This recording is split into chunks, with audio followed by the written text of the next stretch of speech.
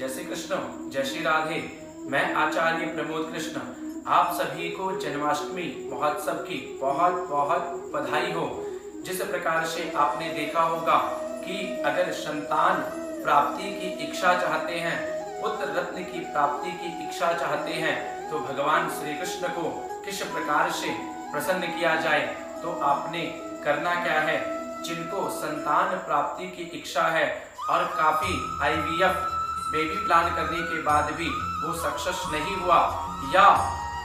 मिसकैरेजिंग की चांसेस ज्यादा हो जाते हैं और मिसकैरेज हो जाता है, तो यहाँ पे आपने भगवान श्री कृष्ण जी से प्रार्थना करनी है। आपने करना क्या है, जो बहनों की संतान प्राप्ति की इच्छा, ध्यान रखना, एक पुत्र रत्न की प्राप्ति और एक संतान रत्न की प्राप्ति के लिए जो इच्छाएं बहन रख रहे हैं, तो जो संतान पक्ष की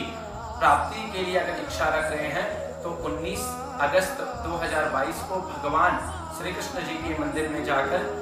वहां पर जो पालकी लगी होगी, उस पालकी के पास में आपने बैठ करके और आंख बंद करके भगवान श्री कृष्ण जी को झुलाना है और प्रार्थना करनी है कि भगवान जी आप इस वर्ष या अगले वर्ष हमारे देह में एक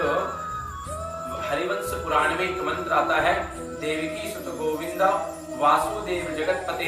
देहि में तनयम कृष्ण त्वामहं शरणं गतः। तो भगवान श्री कृष्ण जी से प्रार्थना करते हुए कि भगवान जी आप इस वर्ष या हमारे पास में अगले वर्ष आप जी का जन्म हो, इस प्रकार से आपने प्रार्थना करनी है। और दूसरी प्रार्थना आपने भगवान जी को, जैसे कि मैंने बताया, जो बहने पुत्र रत्न की प्राप्ति चाह रहे हैं, पुत्र की इच्छा कामना कर रहे हैं, तो वो भी 19 अगस्त को भगवान श्री कृष्ण जी के मंदिर में जाना है और झूले के पास बैठकर झूला हिलाते हुए माखन मिश्री को मिक्स करता हुआ वो आपने लगाना है और लगाते हुए प्रार्थना करनी है कि भगवान जी आपकी कृपा हो। ये उपाय करने के बाद भगवान जी की कृपा जरूर होती है। और मैं आप सबको शुभकामनाएं देता हूं कि भगवान श्री कृष्ण जी का जन्म आप लोग बहुत धूमधाम से मनाएं। प्रभु की कृपा हम सब के ऊपर हो और हम सबको वृंदावन का रंग चढ़े, इस प्रकार से प्रार्थना करते हुए आप सभी को अब आपसे आज्ञा लूंगा और हमारे श्री